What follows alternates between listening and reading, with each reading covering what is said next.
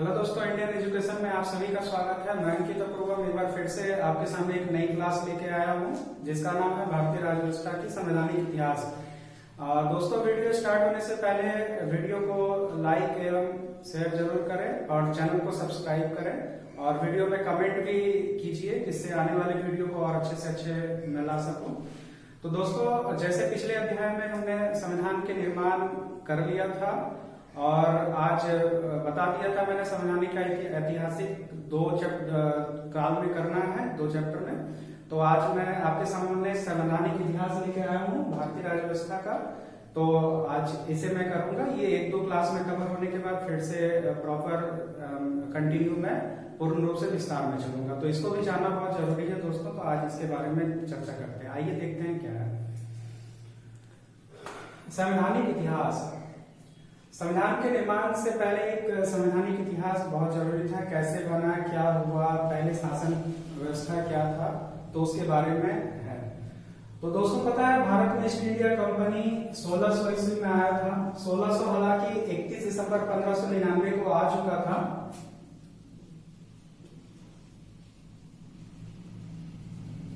दिसंबर 1599 को आ चुका था, लेकिन चूंकि भारत राज्य में आया था इसलिए हम 1600 ईस्वी से मानते हैं। तो 1600 ईस्वी में ईस्ट इंडिया कंपनी भारत में आगमन हुआ। इनका आगमन का मुख्य विशेषता था व्यापार करना।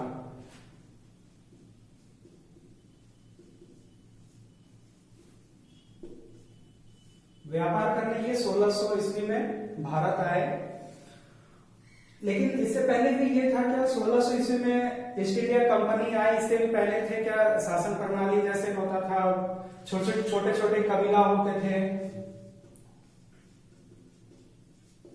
कबीला के प्रमुख जो होते थे वो शासन प्रणाली के प्रमुख होते थे, उनके द्वारा ही शासन अधिनियम लाया जाता था और किया जाता था। इसके बाद फिर राजा महाराजा आए, चंद्रगुप्त, अशोक, ये सब आए, उनके वो भी आए थे, वो बहुत प्राचीन हो गया। लेकिन मुख्यतः हम 1600 ईस्वी से हम मानते हैं। तो 1600 ईस्वी में ईस्ट इंडिया कंपनी आए और अपना व्यापार आरंभ किए।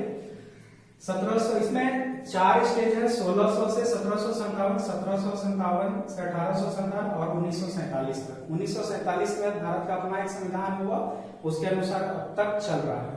तो 1600 में व्यापार करने आए और यहाँ पे व्यापार केंद्र स्थापित किए, बहुत प्रमुख व्यापारिक केंद्र स्थापित किए। उसके बाद फिर अपना व्यापार का माध्यम बनाए। बहुत राजा रजवाड़े जो रहते थे उनके साथ मिलकर के व्यापार का आरंभ किए। 1757 ईस्वी में प्लासी का लड़ाई होता है। 1757 प्लासी की लड़ाई में अंग्रेज की जीत होती है। ठीक 1757 के बाद 1764 ईस्वी में 1764 ईस्वी में बक्सर का युद्ध होता है। ये त्रिकोणी युद्ध था जिसमें अंग्रेज एक साइड थे और एक साइड मुगल सेना, अवध की नवाब और बंगाल का नवाब थे। तो उन तीनों की हार होती है, अंग्रेज जीतते हैं और अपना अस्तित्व और भी आगे बढ़ाते हैं। शासन प्रणाली बहुत ही मजबूती रूप से ये चलाते हैं।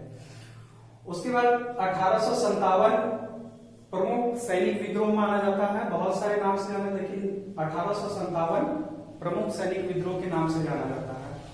1857 के युद्ध के बाद संपूर्ण शासन प्रणाली जो था वो क्राउन को चला गया और उनके द्वारा शासन प्रणाली का विस्तार किया गया 1857 के बाद से। 1857 से 1947 तक निरंतर एक जैसा शासन चलता रहा। 1947 तक बहुत सारे एक्ट, अधिनियम आए, अधिनियम के द्वारा इनको संचालित किया गया भारत के ऊपर, भारत में राज्य व्यवस्था में। इसमें जो पहला है 1773 में रेगुलेटिंग एक्ट एक आया, जो बहुत ही प्रमुख एक्ट है। इसमें क्या है, भारत में ईस्ट इंडिया कंपनी कार्य में नियमित और नियंत्रित करने की दिशा में ब्रिटिश सरकार द्वारा उठाया गया पहला कदम था। ब्रिटिश सरकार पहला कदम इसलिए उठाया था क्योंकि रेगुलेटिंग एक्ट में 1757 के बाद बक्सर युद्ध हुआ, प्लासी हुआ, उसके बाद 1773 में रेगुलेटिंग एक्ट में समस्त कार्य जो थे वो स्वयं नियंत्रण में ले लिए रेगुलेटिंग एक्ट के द्वारा। ये ईस्ट इंडिया कंपनी अभी भारत में चल रही है। इसके बाद इस एक्ट में पहली बार कंपनी ने राजनीतिक प्रशासनिक कार्यों को मान्यता दी। चूंकि राजनीतिक प्रशासनिक कार्य इसलिए है क्योंकि राजनीतिक उस समय भी थे, प्रशासन की व्यवस्था भी थी, क्योंकि अंग्रेजों के द्वारा ही, इनके द्वारा ही चला जाता था। तो कार्यों की मान्यता इनको थी क्या, इस रेगुलेटिंग एक्ट के द्वारा कंपनी अपना शासन प्रणाली भारत में चलाएगी, ये था। उसके बंगाल के गवर्नर को गवर्नर जनरल बना दिया गया। बंगाल में गवर्नर, आपको पता होगा बंगाल में पहले गवर्नर का पद होता था, उसके बाद गवर्नर जनरल का हुआ, उसके बाद भारत के गवर्नर जनरल में भारत के वायसराय वो ऐतिहासिक पृष्ठभूमि में आ जाते हैं भारत के ऐतिहासिक क्षेत्र में। लेकिन यहाँ पे बंगाल के गवर्नर जनरल को मतलब बंगाल के गवर्नर को गवर्नर जनरल का पद बना दिया गया। उसके बाद 1774 में कलकत्ता में सुप्रीम कोर्ट, सर्वोच्च न्यायालय की स्थापना की गई, जो कि वर्तमान में भारत की सर्वोच्च न्यायालय नई दिल्ली में है। लेकिन उस वक्त रेगुलेटिंग एक्ट के दौरान 1774 में कलकत्ता में सर्वोच्च न्यायालय की स्थापना की गई थी। उसके कंपनी के कर्मचारियों को बिना लाइसेंस व्यापार करने का प्रतिबंध लगा दिया गया था। चूंकि ये इसलिए रेगुलेटिंग एक्ट में किया गया क्योंकि जो भी कर्मचारी आते थे यहाँ पे बहुत भारी भरकम अपना कमा करके वहां पे चले जाते थे, और इनमें कोई टैक्स और या फिर कोई किसी भी तरह का प्रतिबंध, कोई भी तरह का लाइसेंस नहीं था, इसलिए इस चीज को किया गया। लेकिन कंपनी के कर्मचारी भी, कंपनी ने ये ऐलान किया क्या जो भी व्यापार करेगा वो एक लाइसेंस लेगा और लाइसेंस के द्वारा वो अपना व्यापार करेगा। तो इसमें सामान्य कर दिया गया कि कंपनी के भी कर्मचारी अपना व्यापार करेंगे, इसलिए इनमें प्रतिबंध लगा करके फिर से नए तरीके से उसको लाइसेंस इशू करके व्यापार का आदेश दिया गया। इसके बाद आता है 1784 का ईस्ट इंडिया कंपनी। 1784 में पिट्स इंडिया एक्ट होते हैं। पिट्स महोदय जो ब्रिटेन के पीएम होते हैं, ब्रिटेन के प्रधानमंत्री, पिट्स इंडिया एक्ट उसी के नाम से था क्योंकि पिट्स वहां के पीएम थे और उनके द्वारा ही शासन प्रणाली चलाया गया था, इसलिए पिट्स इंडिया एक्ट कहते हैं, अधिनियम कहते हैं। इस एक्ट के माध्यम से कंपनी के व्यापारिक और राजनीतिक क्रियाकलापों को अलग अलग कर दिया गया। पिट्स महोदय का कहना था कि राजनीतिक और व्यापारिक दोनों अलग अलग होंगे और दोनों के क्रियाकलापों को अलग अलग कर देना है। व्यापार के क्रियाकलापों के लिए कंपनी के निदेशक तथा राजनीतिक क्रियाकलापों के लिए नियंत्रण बोर्ड का स्थापना किया गया। ये पिट्स इंडिया महोदय के द्वारा किया गया। तो ये था इनका प्रमुख। दूसरा बिंदु ये था, भारत में कंपनी के अधिकृत प्रदेशों में पहली बार नाम जो किया गया वो ब्रिटिश अधिकृत प्रदेश नाम दिया गया भारत का। भारत में जो पिट्स महोदय के द्वारा नाम दिया गया वो था ब्रिटिश अधिकृत नाम दिया गया, ब्रिटिश अधिकृत प्रदेश। ये बहुत ही प्रमुख है, आप इसे याद रखेंगे।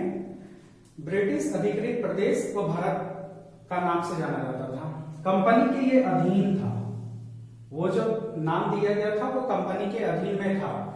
उसके बाद फिर आया अंग्रेज अधिकारी पर मुकदमा चलाने एवं गवर्नर जनरल को प्रांतीय को बर्खास्त करने का अधिकार दिया गया।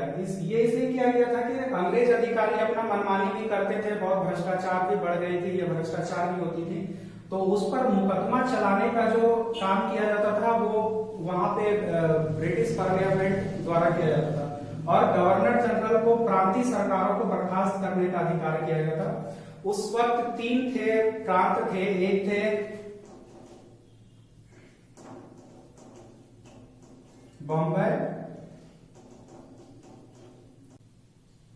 बॉम्बे, मद्रास, बंगाल, ये 3 प्रांत थे, प्रेसिडेंसी कहा जाता है।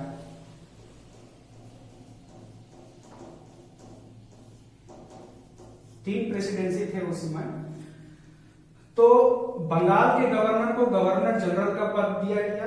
बॉम्बे और मद्रास में गवर्नर ही होते थे,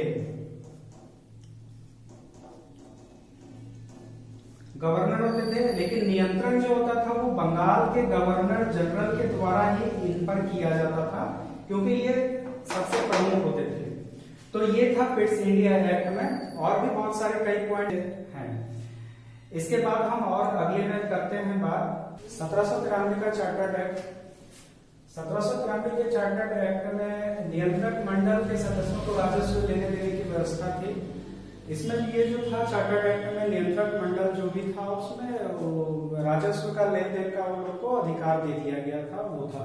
दूसरा ये ब्रिटिश भारतीय क्षेत्रों में लिखित विधियों द्वारा प्रशासन की निवृत्ति। अब देखिए ये जो है ब्रिटिश भारतीय क्षेत्रों में लिखित विधियों द्वारा प्रशासन की निवृत्ति, यहीं से शुरुआत होता है नींव रखना प्रशासन का लिखित के रूप में, तथा सभी कानून और नियमों को व्यवस्था के अधिकार को न्यायालय द्वारा प्रदान किया। न्यायालय इसलिए प्रदान किया गया क्योंकि वो न्याय का प्रमुख होता था न्यायालय। कोई भी अगर कानून किस तरह चल रहा है सही से या गलत से, उसका नियंत्रण जो होता था वो न्यायालय के द्वारा ही किया जाता था, इसलिए न्यायालय जो होता था वो प्रमुख होता था इसमें। तो 1793 के चार्टर्ड एक्ट में ये प्रमुख था, है और कई पॉइंट, लेकिन एग्जाम पॉइंट ऑफ व्यू से ये दो प्रमुख हैं, तो इसको आप ज्यादातर याद रखिएगा। अब 1833 के चार्टर्ड एक्ट में ये है बंगाल के गवर्नर जनरल को संपूर्ण भारत का गवर्नर जनरल बना दिया गया। पिछले में बताया था मैंने, इससे पहले जो टॉपिक था उसमें था क्या, 3 प्रेसिडेंसियों में बंगाल के गवर्नर जनरल प्रमुख होते हैं, और इसमें है पूरे भारत के गवर्नर जनरल को प्रमुख बना दिया गया, जिसका पहला गवर्नर जनरल विलियम बेंटिक बने, लॉर्ड विलियम बेंटिक बने प्रथम गवर्नर जनरल भारत के। अब ये है कानून बनाने का अधिकार भी इनको दिया गया था। 1833 के चार्टर्ड एक्ट में कानून बनाने का भी अधिकार दिया गया था। ये कौन थे, लॉर्ड विलियम बेंटिक। तो भारत का प्रथम गवर्नर जनरल अगर पूछा जाए एग्जाम में तो कौन होंगे, लॉर्ड विलियम बेंटिक। याद रखिएगा ये भारत का गवर्नर जनरल है, इससे पहले बंगाल का गवर्नर जनरल था, उससे पहले बंगाल का गवर्नर था, तो ये विशेष ध्यान रखिएगा, भारत का गवर्नर जनरल, संपूर्ण भारत का गवर्नर जनरल।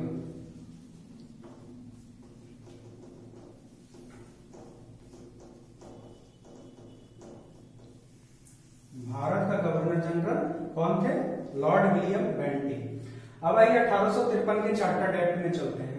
1853 के चार्टर्ड एक्ट को राजलेख भी कहा जाता है,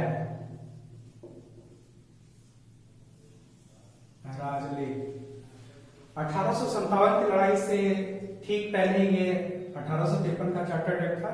इसके बाद 1857 लड़ाई होती है, 1858 में भारत शासन अधिनियम आता है।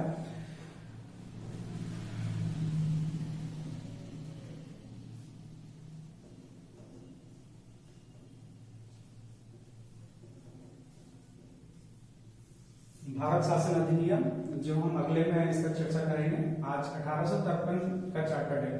चूंकि 1857 में सैनिक विद्रोह होती है और 1858 में शासन प्रणाली क्राउन के हाथ में चल जाता है, जिसको भारत शासन अधिनियम के द्वारा हम कहते हैं। तो 1853 के चार्टर्ड एक्ट में था, इस अधिनियम के द्वारा विधायी कार्य प्रशासनिक कार्यों को पृथक करने की व्यवस्था तथा विधि निर्माण हेतु भारत के लिए अलग 12 सदस्य का विधान परिषद में स्थापना किया। देखिए ये 1853 के चार्टर्ड एक्ट में 12 जो होते थे 12 सदस्य विधान परिषद की स्थापना की। देखिए विधान परिषद का प्रतिपादन यही से होता है 1853 के चार्टर्ड एक्ट से। तो विधानसभा सदस्य कितने थे, 12 विधानसभा सदस्य थे परिषद में, मतलब काउंसिल की स्थापना में किए जो थे। तो यहीं से आपका स्टार्टिंग होता है विधानसभा का स्टार्ट। अब है बंगाल, तो ये बहुत ही प्रमुख पॉइंट है, इसको आप ध्यान रखिएगा और ये बहुत ही ज्यादा इंपॉर्टेंट है। ये पूछा जाता है अक्सर एग्जाम में, कितने सदस्य थे परिषद में काउंसिल के निर्माण के समय में 1853 के चार्टर्ड एक्ट में, तो आप 12 इसका आंसर देंगे। अब है बंगाल के गवर्नर, बंगाल के प्रशासनिक कार्यों के लिए प्रथम लेफ्टिनेंट गवर्नर जनरल का भी नियुक्ति किया गया। देखिए लेफ्टिनेंट गवर्नर जनरल आज के समय भारत में भी है, दिल्ली प्रदेश में हो गया, लेफ्टिनेंट गवर्नर जनरल का कहते हैं, लेकिन उस वक्त बंगाल के गवर्नर जनरल का नियुक्त किया गया था। तो ये बंगाल के इस पे निर्भर होता है, लेफ्टिनेंट गवर्नर जनरल, जो आज भी ये पद सृजित है वर्तमान में भी, लेफ्टिनेंट गवर्नर जनरल। तो पहला लेफ्टिनेंट गवर्नर जनरल कहाँ हुए, बंगाल में। इसको भी याद रखिएगा, ये भी आते ही हैं एग्जाम में, या तो ऑब्जेक्टिव पे पूछेंगे या मिलान करने के लिए देंगे, स्टेट वाइज देंगे और governor general, governor, lieutenant general देते हैं। अब देखिए इसी वक्त प्रतियोगिता परीक्षा का आधार, जो सिविल सर्विस परीक्षा होती थी उनको लिखित के आधार पर सिलेक्शन किया जाता था। और इससे पहले जो था वो मतलब ये था क्या, जिनका पहुंच है, जिनका पैरवी है वो था, तो उसको बंद कर दिया गया।